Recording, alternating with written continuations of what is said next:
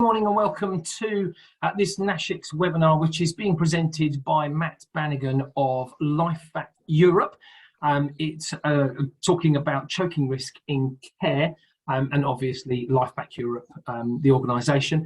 LifeVac have saved over 860 lives since 2015, so it's having a huge impact.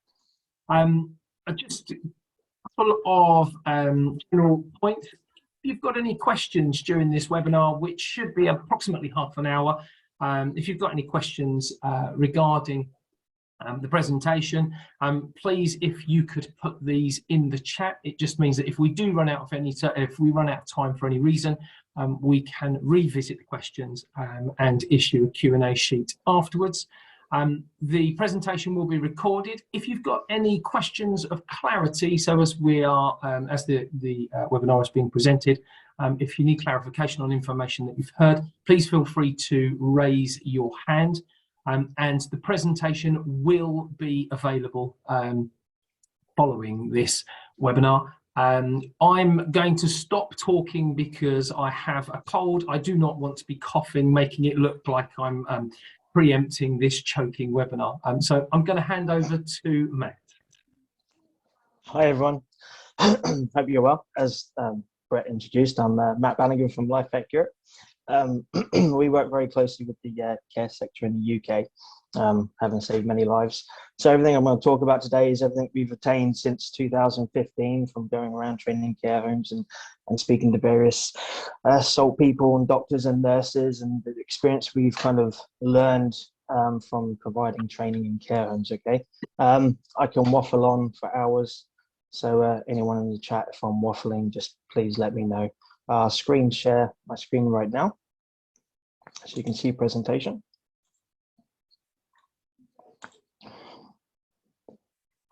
Can everyone see that?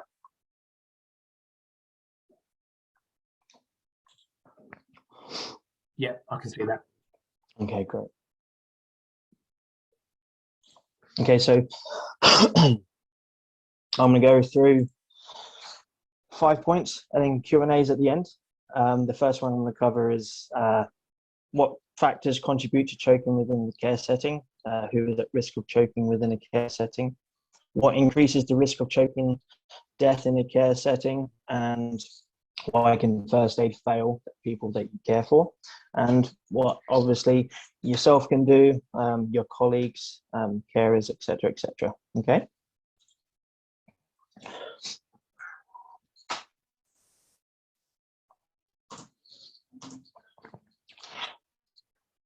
So visitors, loved ones can increase the risk of choking incident occurring, as they often bring items of food with them. When visiting a family member within your care, usually these items of food are what considered favourite foods that someone within your care has not had for a very long time due to being on a care salt diet plan, or they're unable to eat this food due to illness or anything like that, or the fact you don't serve these items or this food or snack within your care facility. Loved ones, when they come and visit, we've had plenty of instances. We had one in a care home where this one resident really loved chicken, and obviously they're on a soft pureed food diet, and loved ones don't really understand the implications of choking. Sometimes they think they're doing the best kind of course of action and bringing something nice in for their loved one, their grandparent, their father, their mother, and it can pose a very, very high risk of choking.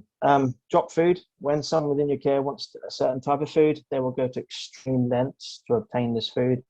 This means if one of your colleagues drops a piece of food, a resident will go out their way to pick this food up and eat it.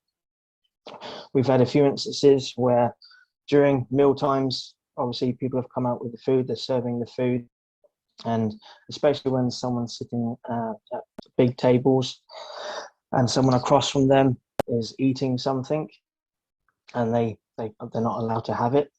We've had plenty of instances where someone's reached across the table and they've put it in their mouth very quickly, and obviously they're trying to be, quote, sneaky and fast at the same time, so no one sees what they're doing, and instead of chewing they just swallow straight away. Obviously, you've got two different things right there. You've got someone that's on a care diet plan, and you've got someone that is trying to be very quick doing so. That's very two bad combinations right there. Food and people that are left unsupervised. If people are not constantly supervised while eating, residents have been known to take food, as I said, from other people's plates. In addition to this, if food is left out within people's reach, this also poses a high risk. Accessing food from other areas, such as communal open food choices, such as buffets.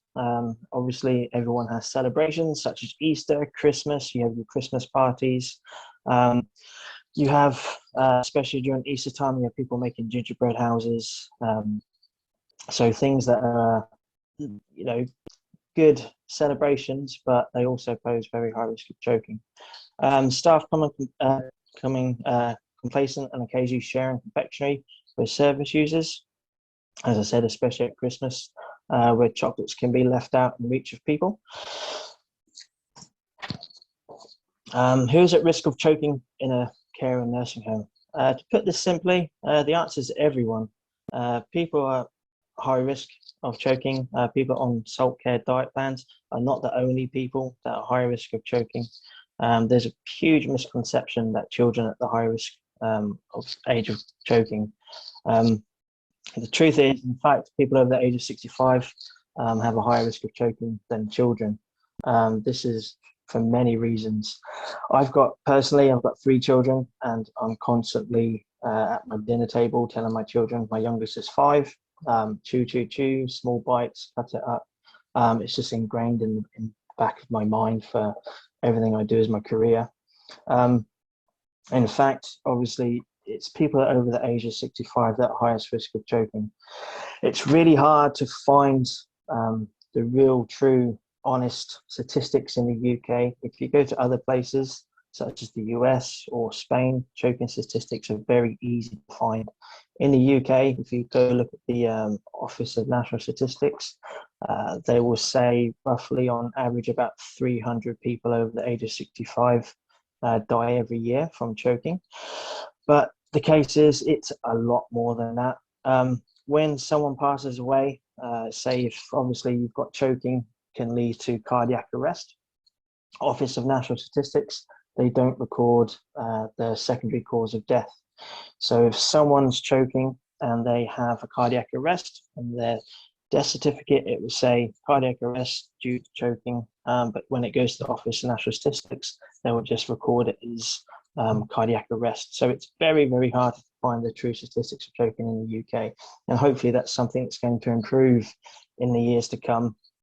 If you look at the number of call-outs every year from EMS, across the UK, it is in the tens of thousands. So if you even look at that, we do Freedom of Information Acts every single year to NHS trusts all around the UK to try to find the true statistics. And we were actually contacted last week by St John's Ambulance, who are also doing some research into choking. And if you look at the number of call-outs and the number of what they call DOA, so dead on arrival, that even outstrips the statistics that the Office of National Statistics put out every year. What increases the risk of choking death in a care setting? Many things increase the risk of someone choking in a care setting. Side effects of medications taken for the treatment for neurological diseases can cause dry mouth. This makes it harder to swallow. Side effects from neurological diseases, obviously you've got dysphagia, and medications to help treat dysphagia or make it more manageable actually cause dry mouth, which obviously, as I just said, makes it hard to swallow. Frailty and physical disability increases the risk of choking death. When someone is frail or relies on a wheelchair for daily tasks, when they're faced with a choking emergency, they may not be able to receive the abdominal thrust, which reduces the survival rate from 70% to roughly around 30%. As I mentioned above, dysphagia, inability to eat food or swallow liquids correctly. Dysphagia increases the risk of choking because the person cannot control the 50 pairs of muscles that we use to swallow, which you and I do without even thinking in the blink of an eye, hundreds and hundreds of times a day. A certain level of dysphagia affects roughly 80% of all care and nursing home residents. Someone can have dysphagia due to lots of reasons, not just neurological diseases, but stroke, heart attack, spinal injury, or having a learning disability. As I said, we work with thousands of care providers across the UK, and we have come across some care providers and care home managers say, in our care homes, we don't really have anyone that's high risk of choking.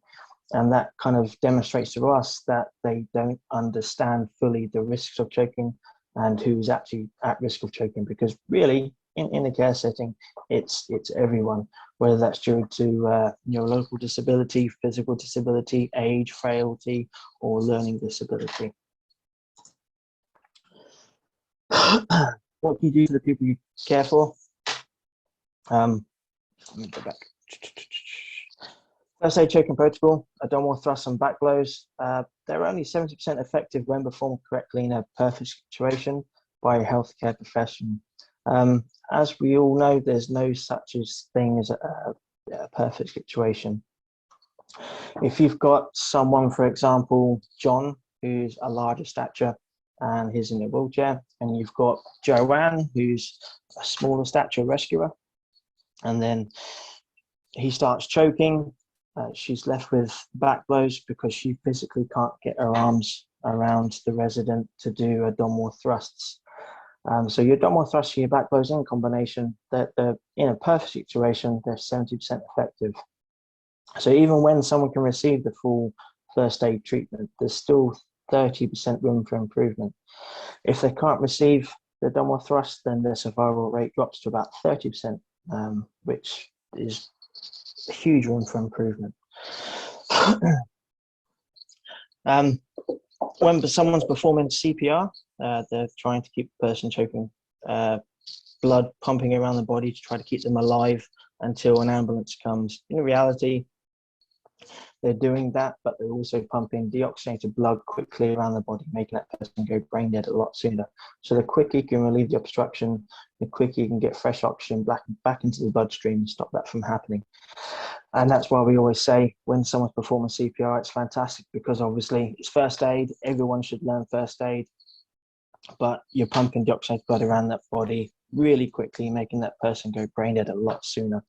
So the quicker you can relieve the obstruction, the quicker you can stop that from happening. What can you do? Assess the risk of choking. Ideally involve a speech language therapist in the assessment and follow the strict guidance laid out within the care meal plans.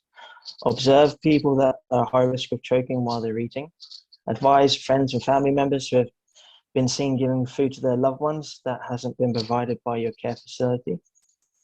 Explain the implications that can occur if someone who's on a strict care meal plan eats something that is not recommended.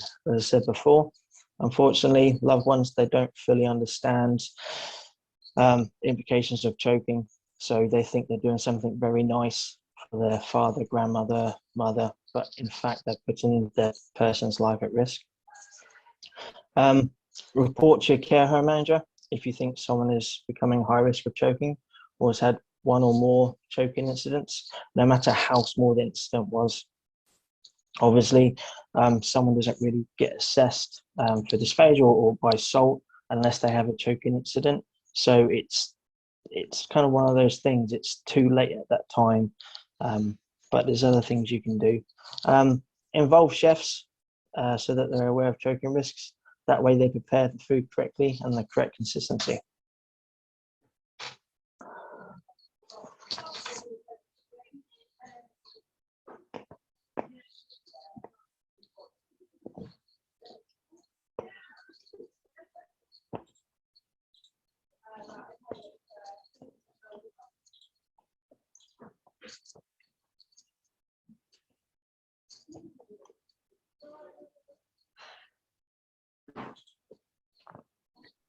Right. Are you now moving on to what LifeVac Europe do? Yep. Right. 1 second. I just went a bit quiet. Apologies.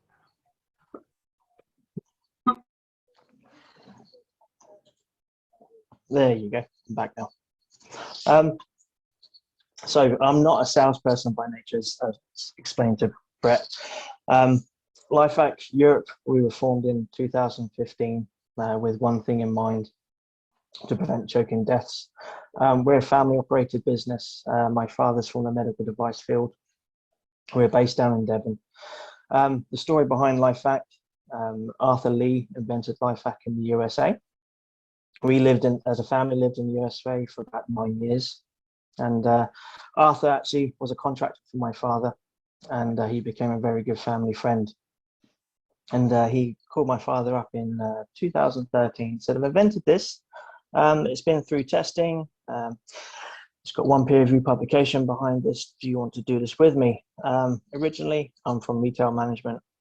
So before I ever did LifeVac, I was store manager of Marks and Spencer's, Audi, Lidl. So I've got the customer service side of things. My father turned around to me and said, "Do you want to finish off college and do this with me?" So that was that. We saved our first life globally in Ashberry Healthcare in Wales in end of 2015. There's an elderly lady with multiple sclerosis who choked on coleslaw. And ever since then, we've just been building more and more and more. Obviously, we're a medical device. We're not a first aid device, so we're a choice for people. Our long-term goal is to get non-invasive handheld suction devices into first aid, and where we now average anywhere between 4 and 8 lives saved a day, that will go up to about hundreds, if not thousands, every single day. There's a body called ILCOR, which review the guidelines every 5 years. They met in 2019. We had saved about 32 lives then. We had one peer review publication, a few independent studies, and they said, "Boss, we recognize they've saved lives. There's not enough evidence to encourage or discourage their use, and there's too much financial gain for the amount of evidence that's available." Ever since then, as I said, we've been working more and more. We've got several peer review publications behind us now supporting lives saved, independent studies, comparison studies. The most recent in the UK was headed by members of the UKRC, and it's the University of Warwick. They compared LifeVac to another suction device, to the abdominal thrust, to see which was more effective. They got 90 randomized people, and proudly, LifeVac came out on top. LifeVac dislodged obstruction 98.9% of the time, with 82% being dislodged under a minute. The other airway clearance device dislodged obstruction 74% of the time, with only 66% dislodged under a minute. Abdominal thrust dislodged obstruction 72% of the time, with 64% dislodged under a minute. And all end users felt LifeVac was easy to use and quite simple.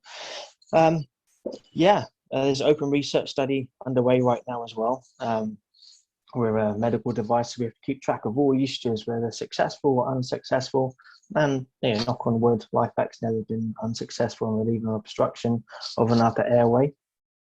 To keep track of that, what we do, we replace all LifeVac devices free of charge when it's reported back to us. So we send out a confidential usage form, has basic questions on there, such as age, sex, location, what the person choked on, how many applications of the LifeVac device was first aid carried out first.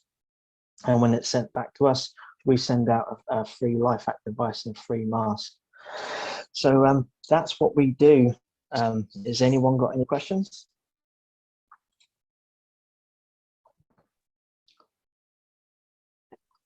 Thank you, Matt. That was excellent. Thank you. There was a question, and it was, funnily enough, it was around the Resus Council UK not recommending de-chokers. However, you answered that when you talked, obviously, about LifeVac and the other elements of that. I do have a couple of other questions. Obviously, LifeVac it's a fantastic product and is clearly very successful. I mean, in terms of prevention, I would certainly advocate training in modified diets, and particularly, you did mention about chefs being aware of dietary requirements and therefore consistency being appropriate for that particular person to avoid choking. And it's interesting that you talk around a resident or somebody being cared for who grabs at food or is given food by friends, relatives, and particularly around celebrations. We see that quite often within the care sector. So, I mean, certainly, I'm sure you would advocate the IDSI scale is something that people need to be aware of, and the modified diet training. But what makes LifeVac so effective? It's so simple. It's really simple. It's got 2 sonic welded discs and a one-way valve. So when you depress, all the air goes through the vents and through the valve, not through the mask. So it can't push the obstruction further down. Another thing is LifeVac is a last resort, so we do not interrupt first aid. So obviously you do your abdominal thrust, you do your back blows, and then you start CPR. So we've had many instances where one person's performing CPR, the other person's using a LifeVac device. So obviously you've had the other maneuvers carried out first, so that might also help obviously the obstruction move up a little bit further. Obviously when you're doing the abdominal thrusts, you're trying to force obstruction out. When you're doing the back blows, unless you're leaning the person forward, such as a small child who is going to be at an angle and you're doing your hard back blows, when you're an adult and you're sitting up or leaning forward, that obstruction is not going to come out. It's going to more than likely go down. So because we're a last resort, you've also got the backup on the effectiveness of the maneuvers beforehand as well.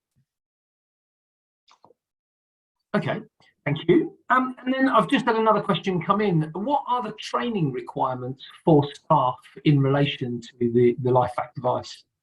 Everyone's different. I mean, in the UK, we've saved over 150 lives in care and nursing homes. The other percentage of the lives saved have been by teachers, grandparents, EMS, carers, guardians, etc. So about 80% of our issues, no one has actually been trained. Every LifeVac device comes with a detailed instruction booklet. Also on the front, it's got a QR code. We do different variations of LifeVac. We do one which is kind of like a standard kit. On the side, there's a QR code. So if you give that scan, it takes everyone directly to a free training video.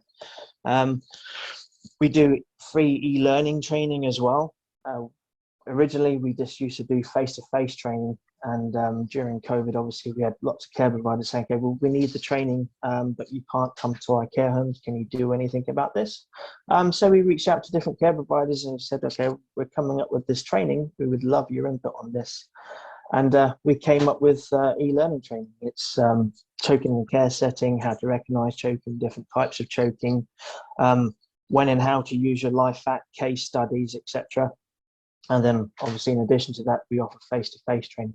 So we try to cover every single base when it comes to training and meet everyone's needs. Some care providers, they're quite happy with the e-learning. Others, which I agree with, you can't beat hands-on face-to-face training, which is something I try to personally oversee as much as I can in my spare time. Excellent, thank you. I don't have any further questions. I guess my last question to you is, so if people wanted to contact you about this particular product or any further information around choking within care settings, what are your contact details? How do people get hold of you? My email's matt@lifevac.uk, or you can go to our website, which is www.lifevac.uk. That way you can. There's so many different things on our website, from choking, our free learnings on there as well. So if you just want to have a look at our e-learning and learn more about choking and what you can do to prevent choking in your care homes, feel free to go and have a look. We've also got about 8 lives captured on CCTV. So they're on our website as well. So they're some of them are obviously gut-wrenching to watch, but they've got an amazing outcome as well. So they are really, really nice to watch. Excellent. Thank you, Matt. That was really informative. And assuming that there are no other questions, and while I do my close off bit in a second, if anybody does have any questions that they would like to quickly ask, please feel free to do so in the chat, or you can raise your hand using the reactions at the bottom of your screen. But Matt, that was really interesting. Thank you. And clearly making a big dent in terms of saving lives. And I'm sure you're very proud of that product and what it's doing within care, and a broad spectrum of people whose lives have been saved as a result of using that product. So thank you very much. For me, it's very much just to close off with some dates for your diary. We've got lots coming up in the next few months. So our next webinar is Robotics in Care, which will be on the 9th of May. We've also got an additional webinar which will be presented on the 16th of May. So we'll have two in May, and that is around allergen risk management in care settings. As I'm sure you can all appreciate, allergens is quite high on the list of concerns, and as the generations come through into care, obviously there are all sorts of allergies that we need to consider. Then next up we have our summer seminar, and our summer seminar includes, we've got a presentation from Professor Dame Carol Black. We also have Chris Callow of the National Fire Chiefs Council. Excuse me. We've got a presentation from Barchester, interestingly, around a case study in relation to a choking incident that they suffered. We have presentations from the HSE and Care UK. All of the details of those are on our events tab on our website. And also we, interestingly, as a follow-up from this as well, have another webinar in July, which is on dysphagia and dysphasia. So I'm sure that some of you will be there, as that will be a kind of wraparound for all of this.